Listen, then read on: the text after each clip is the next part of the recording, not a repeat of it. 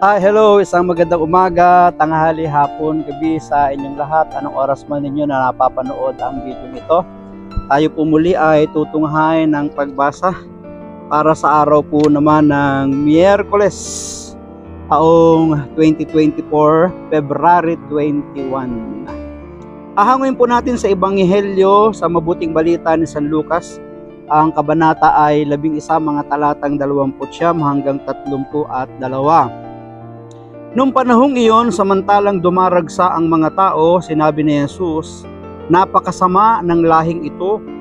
Naghahanap sila ng palatandaan mula sa langit, subalit walang ipapakita sa kanila maliban sa palatandaang inilalarawan ng nangyari kay Jonas.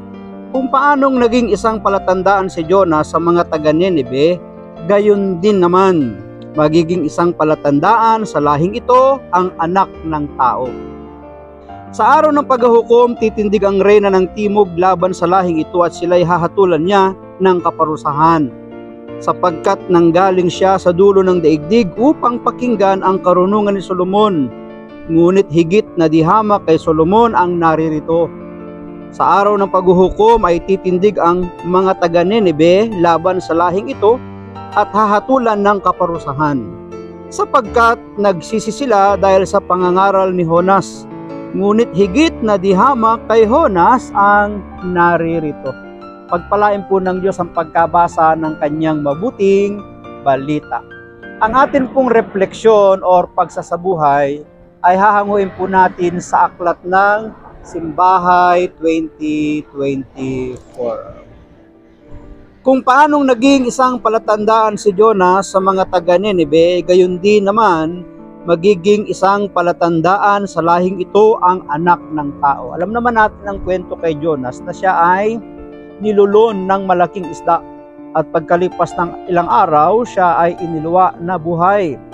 Ang tinutukoy din dito ng ating Panginoon, Hesus ay ang kanyang pagkamatay o yung kanyang kamatayan, sapagkat siya ay lulunin din ng lupa, ngunit siya ay muling mabubuhay sa ikatlong araw.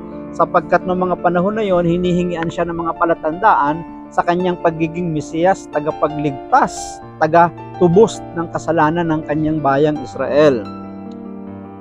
Kay Jesus umiinog ang kwento ng kaligtasan. Ang kanyang pagparito sa lupa ay katuparan ng mga tanda ng malaunang inihayag ng mga propeta. Hindi lamang nakita ito ng mga tao sa panahon ni Jesus, at naghahanap pa sila ng ibang tanda na dumating na ang paghahari ng Diyos. Actually, napakarami ng mga palatandaan na kanilang nasaksihan. Balitang-balita nga, laganap nabubuhay ang patay, gumagaling ang ketong, nakakakita ang bulag, nakakalakad ang lumpo. Ano pa ba ang karamdaman na hindi niya kayang pagalingin? Ano pa bang mga palatandaan ng kanilang hinihingi? Ang kanyang pangangaral ay hindi tulad ng mga Pariseo at Eskriba. May kapangyarihan ng kanyang aral. Ang mga demonyo lumalaya sa pamamagitan niya, sa kanyang mga utos. Ano pang mga palatandaan ng kanilang hinihingi? Hindi pa ba yun sapat sa kanila? Madalas na nabubulagan din tayo at hindi natin makita ang presensya ng Diyos sa ating buhay. Yun yung sagot doon. Mga nabubulag-bulagan sila. Nagbubulag-bulagan o nabubulagan sila. Ang ating mga mata ay natatakpan ng ating mga sariling pananaw, mithiin at gawain. Hindi natin makita na nasa mismong harapan na natin ang tugon ng Diyos sa ating mga dasal at sagot sa ating mga tanong. Bigyan natin ng pagkakataon ng banal na Espiritu na imulat tayo. Hilingin natin ang tulong niya na maintindihan natin ang kalooban ng Diyos at hayaan itong magpabago sa ating buhay. Ang daming mga palatandaan sa ating panahon na kumikilos at gumagawa ang Diyos sa atin. Kaya't huwag na nating pagdudahan ang kaya niyang magawa at gawin sa ating buhay.